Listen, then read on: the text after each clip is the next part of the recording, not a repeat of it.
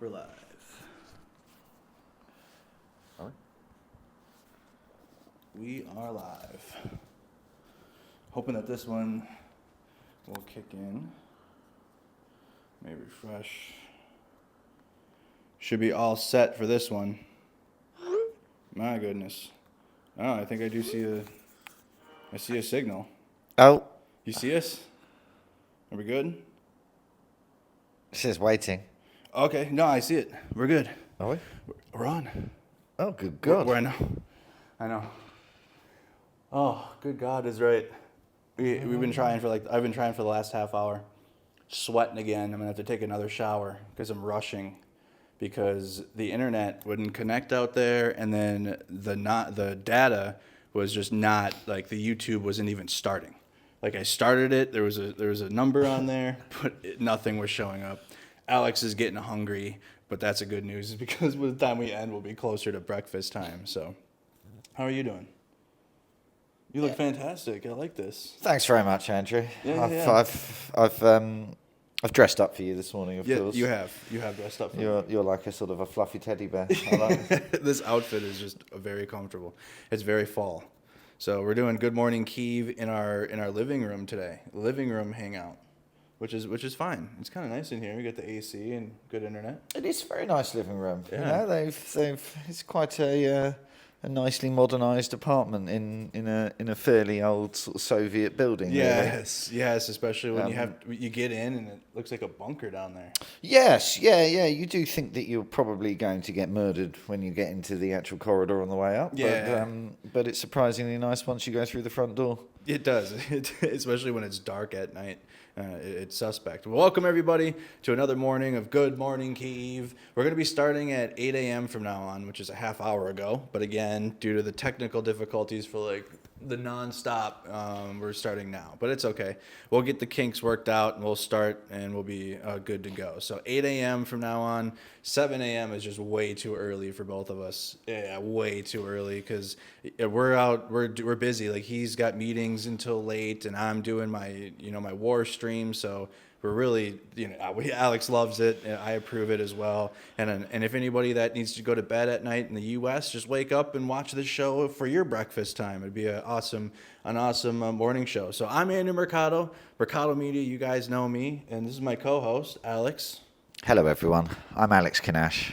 I drive trucks and make tea. Drive trucks and make tea. He's been making amazing coffee lately, though. We've been on a coffee bender. Yeah, massive coffee rampage for about a week now. Yes. I have a little drip set up in the room just to keep it feeding in throughout the night. I sort of can switch between decaf and caffeinated, so it's a bit like an alarm. It switches from decaf to caffeinated from sort of 6, so that I wake up with a bit of a bang. Yeah, sort of slowly dripping it in. He starts his day off with the bang, y'all. Yeah, Always. So also GG's, but I'm just going to start off the bat. Amazing job so far on our patch, the Good Morning Kyiv fundraiser for the electronic warfare truck. It's a 4x4 van. The link to that fundraiser is in the description. I had it in the comments on the last stream that I had going, but I didn't put it this one. But you can find it in the description of this stream. Again, we're over 5,000 euro. We're well on our way. We got to raise up to 19,000 euro to be able to get that taken care of. So, there it is. The new NAFO link. Thank you, Mud Ivy. Pinning that right there. At least somebody knows what they're doing in this organisation. I'm glad somebody... Ivy seems to be on it most of the time. I'll just have Ivy come here and do it. There are some professionals involved in this. So it certainly ain't me. So. No, absolutely. So, our trip to the east. What an experience, huh? Yeah, it's quite a long drive. Yes. So, it reminds you how big a country that Ukraine is. Very nice trip out of Kyiv to start with, isn't it? I think you captured it in that photo with the statue of the motherland in the background. You sort of get the sunrise going over it. Looks pretty cool. Where did you go? You sort of went up towards Kharkiv and then turn right, basically. Yeah, that's basically what we did. We headed right to Kharkiv. We saw the outskirts of the city. We didn't go into the city because there was no need to, because we have to just bounce right out of it and head towards Izium. So we went to Kharkiv, then we went to Izium, which was liberated last year. As you guys know, it was an occupied city, but it's no longer. And we headed down towards Donetsk Oblast. And we took photos at the border of the oblasts of Kharkiv and Donetsk. We did indeed. Yep. We did indeed. There's obviously a lot of wall damage in Izium. Yep. Certainly, you see the impact of large bombs from planes and things like that are pretty devastating. And then there is. It's actually the landscape, I would say, on that road towards into the Donbass. It's quite beautiful. Sort of like rolling hillsides, isn't it? Yes. Yeah, a lot of rolling hills. It's not flat. It's like they got the big coal mine hills that they're very proud of there. Yeah, they certainly define the landscape a little bit. There's a lot of large mines, and then the leftover piles from the digging the holes in the ground that look like sort of mini mountains is how they start describing them. Yes, and it was also described too that's like a big meaningful aspect of that area. Like when Ukrainians that are from that area see those hills, that's like very, very like this is home. So a lot of Ukrainians that were displaced from the region due to the war, when they get back and they see those, because they're big, they're huge. Like you can see them on the road. They look like mountains. And you can see on the road on the way down there, from Izium towards like Kramatorsk, that there's lots of little villages, wasn't there, or buildings and stuff like that, and pretty much all of it has been destroyed. Yes, the further that we got, the more destruction that we were seeing, the closer and closer we had gotten. Our mission, we had 16 total vehicles from Estonia to bring, and then as soon as we got to Kyiv, we already had the handout. Videos from that will be posted soon, just due to the fact that Michael's editing a video. He took video. I put something up yesterday from our handoff in the east. But I did that. I did the editing. But Michael's going to do a much better video for our handoff in Kyiv. But then the mission and the reason why we went to the east was we had 5 more trucks and then I think 5 drones and medical supplies and humanitarian aid. So they had like loaves of bread. They had random food items to hand out to the units out there. And we delivered that. And we call it the DONBAS Express, or rather that was coined in the last trip, correct? That's right, mate. Yeah. This is the second DONBAS Express. It's a little bit easier for some of the units to receive their equipment out east rather than rotating men back to sort of a rear city like Kyiv at the moment, because it takes a while to get there. You've either got to get a train all day, so that's a whole day, and so on and so forth. So sometimes that works because people are going on rotation for leave, but it's actually been hugely beneficial to the people that we met to actually deliver it out there into the Donbass. Absolutely, and I actually hope that can continue, because it does make so much more sense for those, like the units that are in the trenches, in the front lines. They can't, like Alex said, they can't pull their resources away to come back to Kyiv, and then they'd likely have to stay overnight. So then it's like, 2 days they'd have to spend away from their work to come and pick up a vehicle, when we're more than capable of driving it over there for them, and they don't have to go as far, like not at all. No, and so I think you had the medical evacuation vehicle for Project Constantine, didn't you? I did. And what did you have? I had an armoured pickup for 128th Battalion Territorial Defence. They were very nice guys. that fighting right on the zero line, and didn't have any vehicles. So that's, they were completely out, right? No, completely out. Yeah, absolutely. They are. They haven't got any Bradleys to take them to the zero line, or NRAPs or armoured vehicles, or even any pickups left. They were literally going to be using that to transport right up to the front line and to evacuate the wounded. So they were very, very grateful.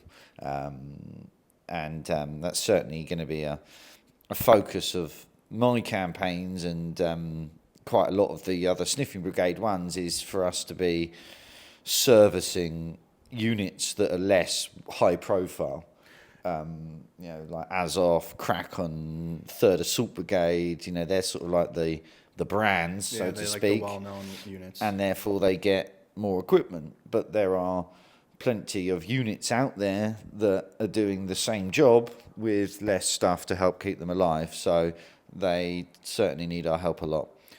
Absolutely, and it's awesome that it's being, that's recognized too, because that's how it always starts like that. The most well-known things or units or whatever, whenever you're trying to help something, the most well-known thing will receive the most attention at first.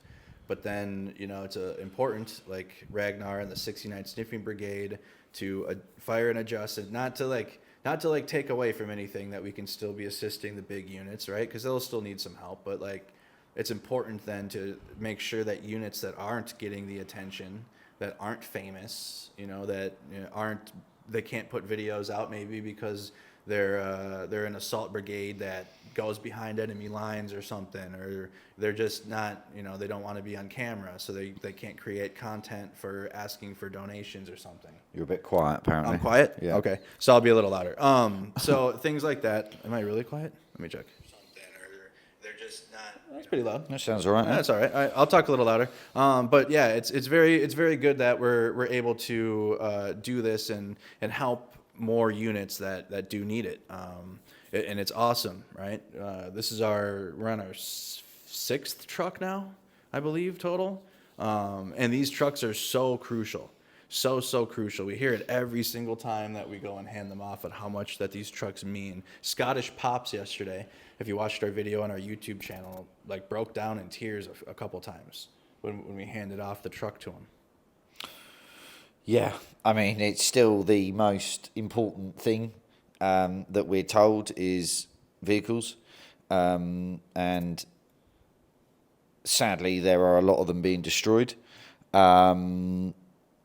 We had, because of the counter-offensive as well, and the fact that a lot of the ground being gained is through infantry assaults, right? Not infantry coming in once, mass air attacks and, bombardments, but actually, men and women on the ground taking land.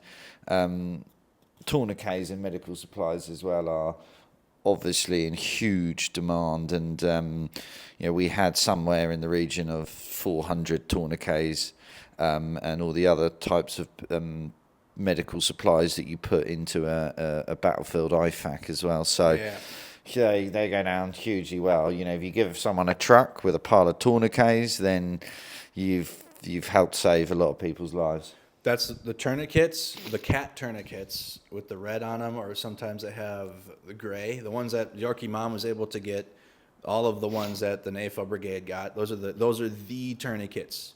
Okay, I've seen other units here that are using other kinds, and maybe that's within their standards of procedure. I don't know. I don't even know because the only tourniquet that I know is certified in the U.S. military. Globally, it's the cat tourniquet, CAT. It's the black one with the Velcro on it, and it's got the cinch on there, and it's got the red ending to it, or gray sometimes on some of them. And that is the that is the standard. So we got to make sure we can get more of those. And the other thing too, after I'm planning to have Brandon from the Hospitaliers on Ukraine the best I can. He'll be back in Kyiv, I think, next week or the week after. and I'll have him talk about more medical supplies that are needed.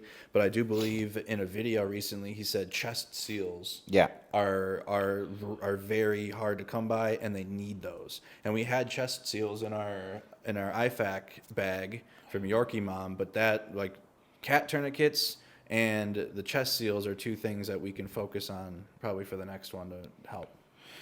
Absolutely, mate, and it's a fairly low cost, right? Yes. Thing to save someone's life. You know, Cat 7 tourniquets, Yes. and maybe somewhere between $20 to $30 per unit. Yeah.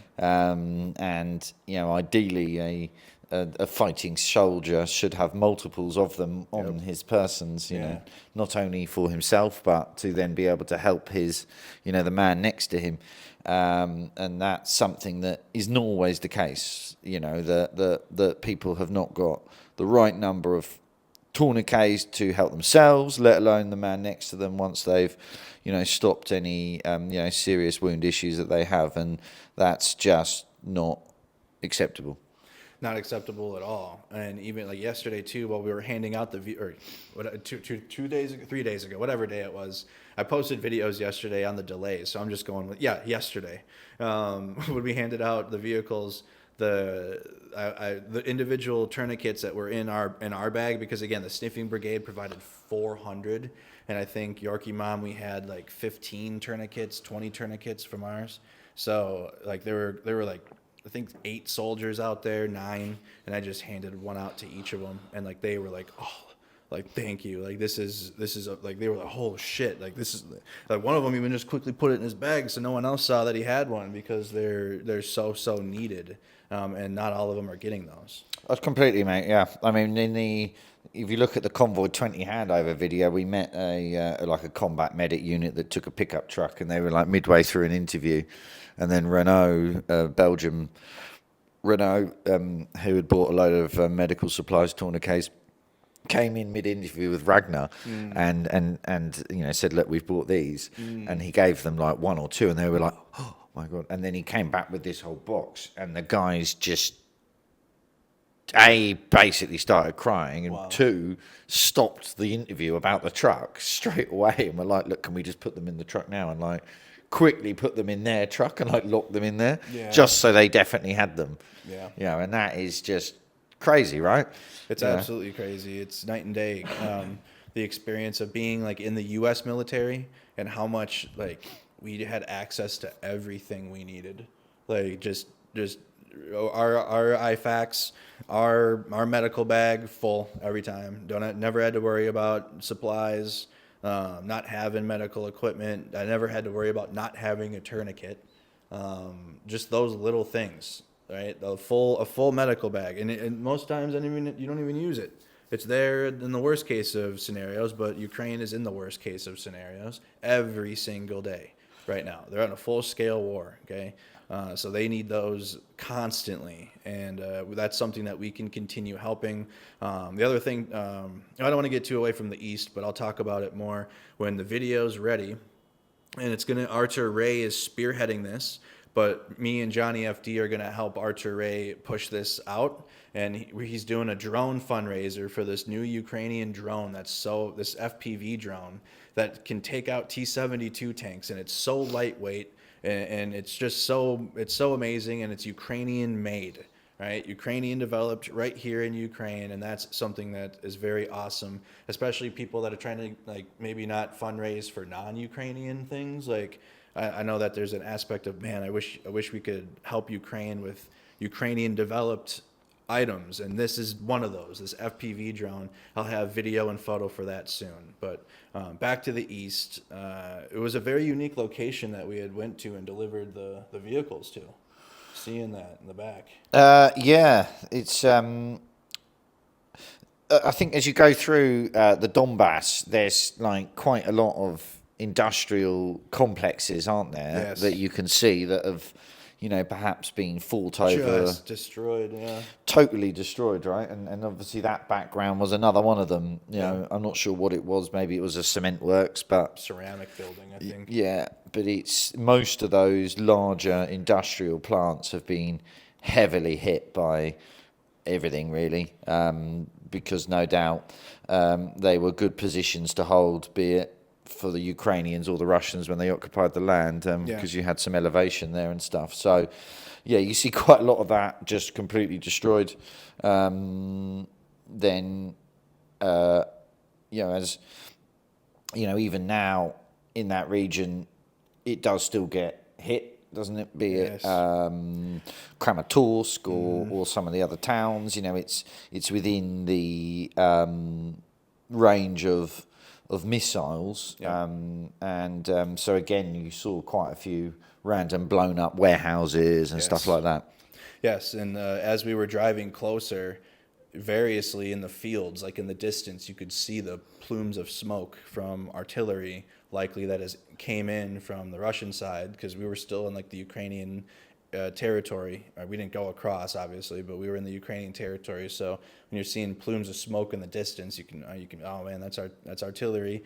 We heard the booms, heard the artillery going off. The air raid alarms in Kramatorsk they're just like constant. We slept through them. But the other thing too is sleeping overnight there was an experience for me too.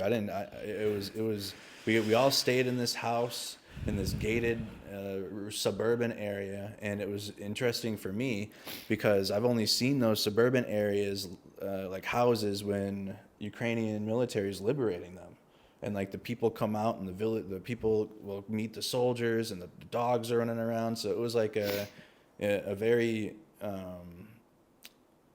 grounding time to be like in the suburban region and be like where I'm seeing videos of like villagers come out or people in their houses meet the Ukrainian military and thank them for the liberation. It was just very unique being in Kramatorsk for me. Yeah, it's very different to Kyiv. Yes, very, very different. We had a nice dog though. Quite like that dog. Very, very, very friendly little guy. That was a very friendly. The dogs around there were friendly. Yeah. Yeah, Kyiv is a big city, major city. Patriot air defense systems here. It's like, there's still the air raid alarms go off. The occasional drone will get hit and taken out, and ballistic missiles will get intercepted. But over in the east, though, it's like you're hearing the artillery. There's no Patriot systems over there, so it's more of an intense environment. It very much is. There's people commenting and talking about lots of what we're talking about here. In particularly around the drones that you were talking about.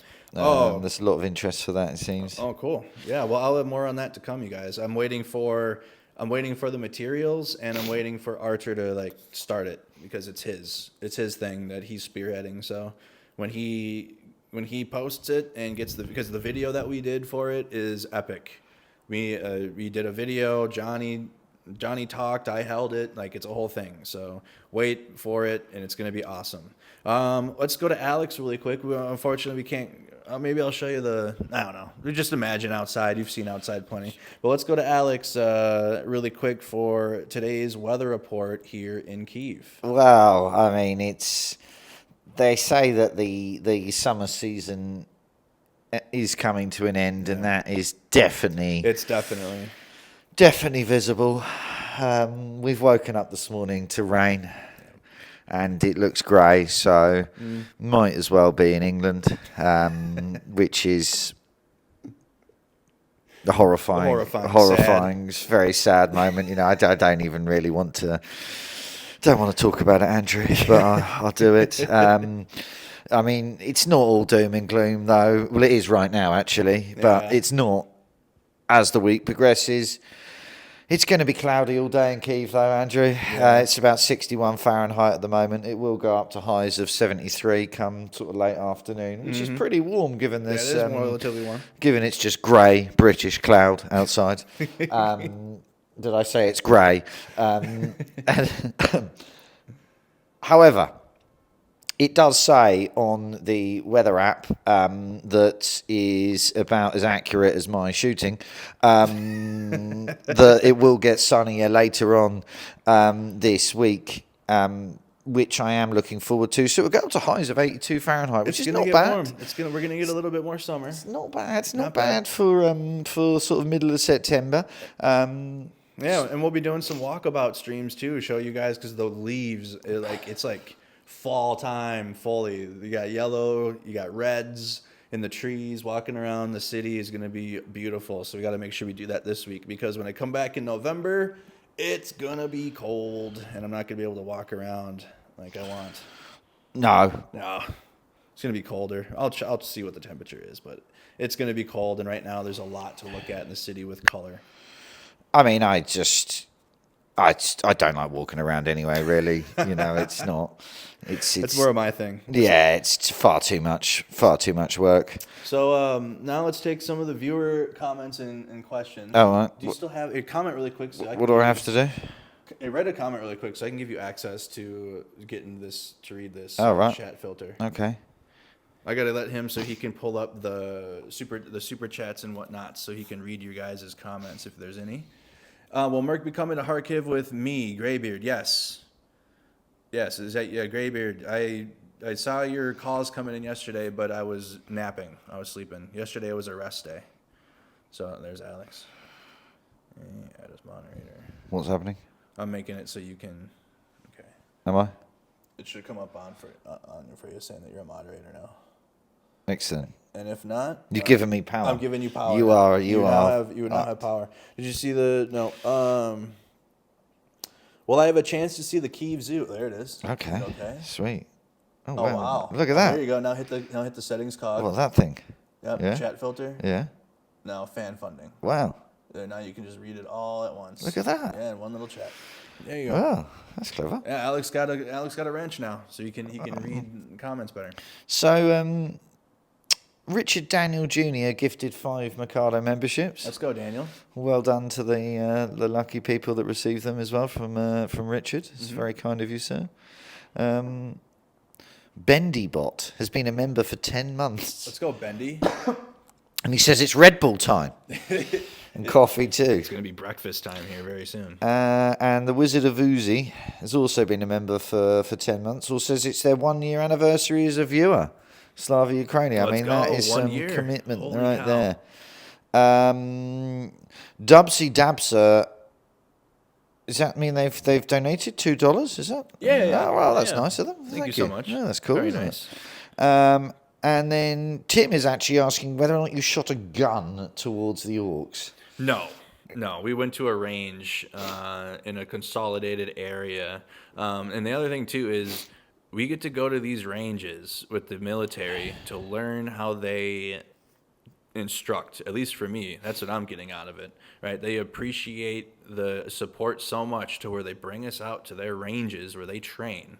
And then we get to go through like a class, basically, and then we get to fire the weapon afterwards. Not all day long, like there's a group of us, but the fact that the Ukrainian military can take a group of civilians. I mean, I'm trained because I was in the military, but like majority of the people, like some people have never even fired a weapon. Like one guy from Estonia never even fired a weapon before.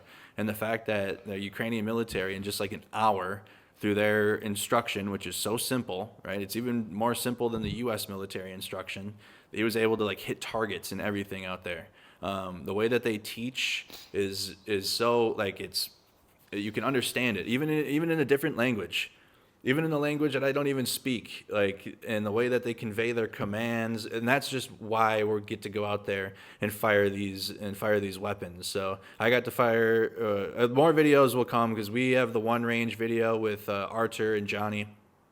That's going to be posted about the drone fundraiser that Archer's spearheading that we got to spend here, and then another video that I have to edit with the action camera of us at this very, very unique range in the east that the 3rd Separate Assault Brigade took us to, and we got to fire RPGs, grenade launcher, or 40 millimeter grenade launcher. I didn't get to fire the PKM, which is fine because I was just watching everything, and then an AK, which is really, really cool. But it's very important for me to get that experience of, okay, this is how the military trains. This is what they're about. Like it's just so unique because I went through U.S. military training. I went to the U.S. Army, basic training. You know, I still remember learning how to, guess I never fired a weapon before basic training in the U.S. military. So like I remember having to sit there and do proper trigger squeeze, and like we spent a week I think just on trigger squeeze or like holding the rifle. And like here in Ukraine they're like, all right, put it there, put it there, put it there. All right, all you need is the front sight. Kill the enemy. I'm like, all right, and then we did it. So it was a very, very unique experience, but no firing towards the orcs. But if I ever have to, in terms of if there's another life in which I get called back into the military, and I say another life because there's just no way I'm going back. I'm done. I got my DD-214. I'm out. I got knee problems. My back hurts. Right. I'm doing what I can do with my media platform now. So that's that. But I'll be trained regardless. Yeah. It was a good time. Yeah, I think Don says, asks if it was, is it scary or is there danger when you're at the front? Let's be clear, I didn't go to the front line. I wouldn't. The front line is not a place for people that are not soldiers with guns firing it at the enemy, and people that go there right to that point shouldn't. Mm-hmm. To be honest, it's not a game; it's a war. But even in the areas that we are in, yes, there is danger, and you should conduct yourself differently to how you might conduct yourself in cities that are further back from the front line. There are just very straightforward operational changes that you make to minimise the risks that can happen, and that is pretty much the key to staying safe in any high-risk environment, is being aware of your situation and minimising the risks around you. Your individualism goes out the door. Okay, like like Alex said, we didn't go we weren't like at the front. We were about 5-10 kilometers back, which we'll post the photos of us. There's like a photo of me sitting there with the artillery position, and then we went underneath as well just to see how they live. And that was, I think, about 5-10 kilometers away. But even there, it's like you listen. Okay, you don't go where you're not supposed to. You're basically like you're at the will of whoever's in charge of this position, and that's what it was. Okay, it's not like Kyiv where we're just kind of we're walking around, get to go have breakfast. Even though Kyiv, it's the country's at war, Kyiv is still at risk of getting hit with ballistic missiles and whatnot. But it's just completely different. Okay, being here in Kyiv and being there, you have to listen. No walking around on your own. It's not your place. It's not it's not a hangout spot. It's not a chill spot. It's not a vacation. It's not like you're going to see something like a zoo or something. It's a very high intensity environment. You can get killed, and you have to listen to those that are in charge out there. Again, like Alex said, situational awareness in that environment. Like as soon as we got to Mirnograd, where we handed off the drones, it was like, okay, me and Alex are just now listening to every single thing that's told to us. I'm not touching anything. I'm not going to do anything on our own. It's literally we're at the will of the commander of this unit, but that's okay though. And that's the mindset that if you say you're a journalist in the chat, or you want to go to places that are high intensity and you don't know how to act, you're a newborn baby. You are a child. You don't know how to make any decisions, and you're just going to listen to whoever the person is in charge and not overstep your place. Would you say that? Would you say that's fair? Yeah, I'd say that's fair. You don't go there by yourself anyway. You go there under the guidance of a military unit, and therefore you do absolutely do what they tell you to do. Otherwise, as Andrew said, you can die. In terms of just looking at what people have just been saying here, yeah, it's fairly straightforward how you need to act and what you need to do. No, you don't have your smartphone on, letting out signals. No. I left my phone back. I actually left my cell phone back in Kramatorsk. and we drove an hour and a half closer towards the hostilities. So, yeah. I already told you guys that, though. You know. So it was a positive experience to meet those men. They certainly appreciated the visit in terms of actually meeting us. Gave them some UK patches for them all to wear whilst they carry out their work. And they were just a very nice group of guys that are trying their best to defend their country. Oh, it's just the nicest group. I mean, because they volleyed around, and then we had to, after every round, you have to go underneath. And then we went underneath, and then immediately they asked Alex, "Would you like some coffee?" And it was so like they're just the most calm group. But the other question, someone had said, "Were you nervous without having your cell phone?" No, not at all. I felt better without having it because I didn't want any risk of like a cell phone ping or something. Like I felt better, and that's just, I mean, being military, I trust the military. I trusted the unit there, the commander, the guys, like they know what the fuck they're doing. Okay, they're gonna keep us safe, being civilian visitors to their position. And that was that, and that's what it is. You got to put your trust in the leadership that are there, and not having a cell phone was fine for me. I think I do drink tea and coffee, so I do drink both. I'm a man of many flavours. The morale of the troops is varied, right? It's tough in war. The fighting is very fierce, and the winter is coming, and that's probably the bit that most people start to think about. Is I'm at this position. Am I going to be at this position when it's now -10 in the snow, in the trench, in the wet? Yeah, that's not something that anyone is looking forward to.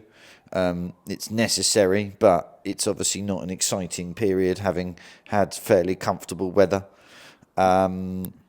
So, overall, it's people, they have no choice, right? So, the people that are there at that front line have decided to go and defend their country, and on the whole are willing to fight and die to defend their country. So once you have made that decision, or once you're mobilized as well and are therefore in that situation, life is very straightforward. You either fight and you keep yourself alive and the people next to you, or you die. You don't need to worry about too many other things anymore in life. Yeah, life is your existence here, and your livelihood, your family, your seeds that you've planted on Earth are at jeopardy. Like, I don't know how else to put it into perspective for like Americans. Imagine your hometown that you're living in right now, and you have to go to your front lawn and dig a trench, and hopefully out of the kindness of out of the military's heart, they'll hand you a PKM or a machine gun to defend your house or something, and it's just you, or maybe some of the guys that you got in your neighborhood to help you defend your neighborhood block or something. Like it's something that Americans, that we can't even fathom, right? Like having to defend your own home, right? Because we spend $600 trillion in our defense spending. We have impenetrable coastlines from military forces. We don't. That's just things that we don't have to even consider. But that's what it would be. Like you have to wake up in the morning and go and sit on a position in your neighborhood and defend it. And if you don't, you will die. And then if you die, they will likely push through you and then go further into your neighborhood. So that's what it is. Okay, they have to fight to protect their land, protect their hometowns, protect their families, or they die. and then their family is at risk of dying too. So that's the motivation. The military is more mental than it is physical. So going into the winter time is obviously going to be a mental struggle, but I feel like it'll be more of a mental battle for the Russian side of things because they have to survive another winter for nothing, right? They're out there getting killed for absolutely nothing, losing. They're at nearly 275,000 troop losses, and Ukraine, on the other hand, has the motivation to maintain their positions because, again, this is their home. They're fighting for their lives, their livelihood, and it's just a completely different level of motivation between the Ukrainian military and the Russian military in holding these positions going into the winter time. But also last winter, as tough as it was, and Russia was coming and hitting Ukraine infrastructure with ballistic missiles and trying to freeze Ukrainians out, Ukraine survived. Ukraine got through that, and they came out strong from it. So every time we saw Russians try to attack civilians during the wintertime, Ukrainian services immediately got on top of it, restored the power within 24, 48 hours, and were able to handle that. And all the while, the soldiers were trying to defend Bakhmut, but also gaining ground in the northeast. There will be actions being made. There won't be just stagnant battle lines through the winter. Ukraine will still attempt places that they can, but the winter will still be a tough mental battle for each side, but more so, I believe, for the Russian side because they just absolutely have zero motivation or a goal in Ukraine still. The goal in Ukraine was to take the capital city. That failed. Now the goal is to try to maintain or push for a peace deal in which the lines are frozen so Russia can hold the occupied territories, and that's just bullshit. And that's not going to happen. And that move will come from a politician. Okay, it won't come from a military decision. Ukraine's military has already said liberation everywhere, including Crimea. That's the choice. It's coming from the president. That's what's going to happen. So anything about a peace deal in terms of freezing the lines of conflict, it's pro-Russian, peacenik, bullshit, and it needs to be pushed against. All right, that's my rant. To answer a couple of the questions, like Amanda, you asked, are the troops grateful for the support of other nations, when you meet them?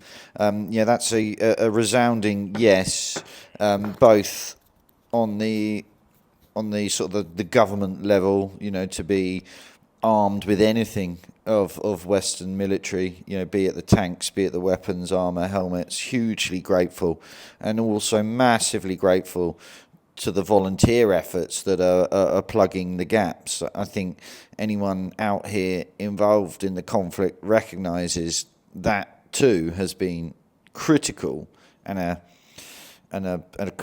battlefield advantage that Ukraine has had over the Russians at periods, that the logistics supply of the volunteers from around the world has made a material difference to their ability to defend Ukraine. This is not coming without a significant sacrifice, though, right? So, they're mounting a counter-offensive or taking on an army 10 times the size of yours means that you lose a lot of people. And there is a lot of death and injury on both sides in this war. And the longer it goes on, the more dead people there are going to be, basically. So Ukraine should not cede land or negotiate with a country that is trying to annihilate it. But the cost of trying to stop that happening is very, very high. So hopefully the provision of equipment to Ukraine can be maintained and increased to a point that they can actually push back, the Russian forces out of their land with the minimal further loss of life possible. But obviously, sadly, that is still going to be too high. Yes, the aid to Ukraine needs to continue, needs to increase. We need ATACMS here, long-range missiles, more artillery, more munitions, more mine clearing. chest seals, medical supplies, tourniquets, vehicles, drones. Okay, everything we hear is trucks, drones, medical supplies for what civilians can easily help with. And then in terms of what we can do beyond that is call our politicians for like demining equipment, ATACMs, like things that we obviously have no access to without $1 million government contracts, which we're not going to get. So for what we can do is the truck still, which you can find in the description, our new NAFO truck, the electronic warfare 4x4 van in the description. Donate to that NAFO 69th Sniffing Brigade. That's why I'm here. But also, we get to do more. But if we want to continue to contribute to Ukraine, the best way is through these NAFO fundraisers that we're a part of. All right, they're great work. You get to see the vehicle being handed off. You get to see the whole process of it going from Estonia to Ukraine. And it's just an opportunity that not many other places are providing, especially in a time where people are concerned about where their donations are going. If you're just throwing money at something or an organization, it's hard to really see that money plant its roots in Ukraine. I'm not saying that it never does, but I'm saying it's very difficult to. And a lot of the big organizations, it like maybe a little percentage might get here or to like where it needs to be. Whereas this is literally, we're handing it off to the soldiers and then watching it go off to the front lines. And I think that's an opportunity that not many other places have. So me and Alex are going to get going, go to breakfast, and then Alex has work to do, right? As always, mate. Always. He's got to go to lift and do some work. So I'm not going to keep him too long this morning. Any other viewer comments, Alex, and then I'll give you your final thoughts. Yeah, I think that there's quite a lot of comments around a hand warmer's useful, winter gear. The answer is yes, basically. The effort now moves to the supply of the correct winter gear for troops, and again that will be varied at present because there'll be some soldiers that have that equipment from previous winters, and there will be some soldiers that are new that probably don't. So absolutely, that type of equipment will be what is being provided at a government level. But already, yes, there are NAFO fundraisers or other organisations that are gearing up to make sure that people can stay warm on the positions and we're assaulting, because basically, if you sit in a cold trench and get hypothermia or anything worse than that, you simply can't fight. Yeah. So to keep the soldiers' body temperatures at the right level will mean that they will stay operational.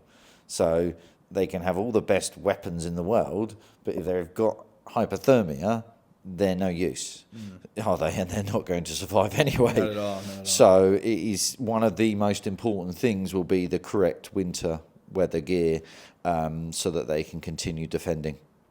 So really quick, StarCat7 says, wanted to wish you guys luck. What's your favorite Ukrainian dish you've had? It brings me joy to see you delivering the truck. Stay well out there. Can't wait for future content. Go Vikings, Slava Ukraine. Mustafir. There's a restaurant called Mustafir. It's just so good. Yes, it is it is a traditional Crimean Tartan people restaurant that was in Crimea, but they left once it got occupied and reopened up shop in Kyiv. I can't wait to go try it in Crimea when it's liberated. Absolutely. Because it is so good. Like, it is like, we could have it every single day, honestly. It's extraordinarily good food for a very reasonable price, and they cook everything on like a charcoal grill. Yep. But even they do like these like grilled vegetables, right? Yes. They put whatever this spice mix is that they put on it is so good. Yes, very good. No, it is genuinely beautiful food. Just very quickly, because obviously I'm English and talking about beer is pretty much just 99% of what I talk about, other than bad weather. Michael, the beer is excellent. Yes. It is. There are a number of breweries in Ukraine, be it Kyiv and other oblasts, and they make lovely alcohol. I would say pretty much food and drink is very high quality in Ukraine in general. Yes, all food and drink, like even something simple as like a lemonade. Oh, you want a lemonade? Do you want a passion tango fruit surprise, or do you want this mango berry spritzer looking? I'm like, okay, yeah, like just even basic things are just higher, like a higher value. You know what I mean? But it's not expensive. No, it's good quality at a reasonable price, because we've. Certainly in the UK and I think in the US as well, there is this cost of living crisis, right? Yeah. Where yeah, it is. Where just basic foodstuffs have gone up significantly. The rent on properties is very high. Yeah. And some of that is no doubt as a result of the pressures placed on the global food markets, for example, because Russia invaded Ukraine. Yep. There's a wider knock-on effect to going around invading countries and blockading grain ports and trying to actually starve half of the world. The cost of food for everyone gets more expensive. So sorry, just very quickly, the restaurant 100 Rokiv Tomu is absolutely amazing. Yeah, so if you're a proper foodie and like, which I am, I like all food, but sort of at the more fine dining end, then it is incredible fusion of flavors and all taken from traditional Ukrainian recipes from across the whole of the country. So you'll have a special borscht from Kherson, for example, or other dishes on the menu. And for the quality of it and the presentation, the price, I would say, is probably 5 to 10 times cheaper than it would be for that quality in the UK. It is amazing. Same with the US. Like we take turns paying for each other's breakfasts because it's the price of like one, like back home. Like it's not bad at all, which I took a video yesterday. That video, I don't know what happened to it. I think it just deleted. So, but I'm going to, for our meals, especially unique meals, I'll take like a quick minute-long video like I did in Estonia. I have a YouTube channel for that, Snack Squad TV, my gaming channel / bullshit channel that we kind of hang out on and do non-news stuff. It's not like a bullshit channel, but like we shoot the shit on it, and smoking and joking channel, kind of like hang out, vlogs. So I'm going to post more of our food content to there. I still have to post Starsky's sushi dinner that we had there. I had a video from our breakfast yesterday that literally just disappeared. I don't know what happened to it, so I'll have to take another one today. And I'll post those throughout. But any unique places I'll share with you guys. Alex is too on his YouTube channel, on Alex Kanash. I see he's already taken a couple shorts of his meals, which is a great time. And I'll make sure his channel is plugged in because when I'm not with him, like next month, he does a lot of You actually did a lot of video last month and some content for people. Oh, I did, mate. You did. Maybe we can expect that in October while I'm not here. Maybe I'll get cracking again. Okay, maybe because I'm here, so he knows that. Mercado can do the videos, but he did really good in August. So I'll make sure you guys can subscribe to his channel, follow him on Twitter. That's one place Alex does post is his Twitter. Where you can see him meeting the soldiers and handing off his vehicles, because I won't be back in October. I need to save some more money for the next trip and also fundraise, and I like spooky season in Minnesota. So I want to do Halloween stuff and whatnot, but I'll be back in November. I'm coming back for Thanksgiving. I'm spending Thanksgiving here in Ukraine, which is going to be awesome. Yeah, I will. I mean, well, we've still got enough time on this trip yet, mate. I'm not closing this off. Yeah, like we're not done.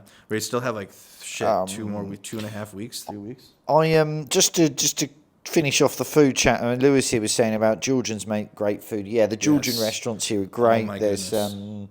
Mama Manana, I think it is a really nice restaurant. Super healthy and Georgian food is amazing. Oh my so God. good. Vegemite, yeah. Aussie Mick Dundee has got his Vegemite. Do I have an OnlyFans page? Of course. All my X-rated content is on there.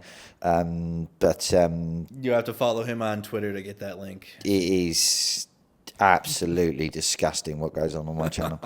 I didn't even know it was possible. No, I don't have an OnlyFans. All right, final thoughts, and then we'll close and go eat and get to work. Keep smiling. Support Ukraine. Come visit when it's safe, and help rebuild the country with us. Absolutely. I love that. Like the video, subscribe to the YouTube channel if you're new and you're watching. We do morning shows. We'll have, you guys, another question you asked is, you're going to have Starsky back. Yeah, probably Saturday or on a weekend. He works. He had, in July, he had taken 10 days off of work, and he was able to be here every single morning. But no, he's got to wake up, put his boots on, and go report for duty. So he's working, but he'll be back for weekends. We'll be back again. We're gonna have Dylan on the morning show on Friday. Tomorrow I'm gonna hit up Philip and see if we can have Philip Ittner come on in the morning. I'm sure he'll be more than able to, and talk with him because he just spent some time away from Kyiv, and I want to ask him about that and further insights. Again, Dylan Friday morning, Dylan Burns. This weekend, Graybeard in the chat. We got to work out our plans to Kharkiv. Likely going there to interview a Japanese store owner that Zelensky had given an award to. I also have to do some more research on that story, but we're likely going to be teaming up and going there, providing coverage of that, which is going to be awesome. So more to come, plus more videos from our trip to the East. We're going to be variously posted throughout. I got DJI action camera video to edit, which looks like a movie. The video quality on that thing looks like a film. Alex was like, bro, it doesn't it? It looks like a movie. It's mad. It does. So a very high quality video is going to be coming to the YouTube channel. Follow me on X or Twitter, Instagram, all that good stuff, you guys. The links are in the description for all of my links. Donate to our NAFO truck, the electronic warfare 4x4 van. It's in the description. I'll have an appeal video ready to play for the stream tonight. My war streams are back. Same time, so 7 p.m. Central, 8 p.m. Eastern in the U.S., 3 a.m. here in Kyiv, but that's fine. I'm going to go to bed early during the weeknights, like 9 o'clock and 10 o'clock. I can go to bed, wake up, do my stream, go back to sleep, have a nap, wake up, do this, and then honestly, my days are editing, and I can nap during the daytime. I don't have a big, busy work schedule like Alex. You know, he's got big things going. So I'm blessed to be able to be in the position I am to where I can just focus on the content and talking with you guys about Ukraine. It's a really blessed position I'm in. But also tonight, I'm likely going to be going, if you guys know Sarah Ashton, she does a show or a podcast, I believe, and I'm likely going to be attending that tonight.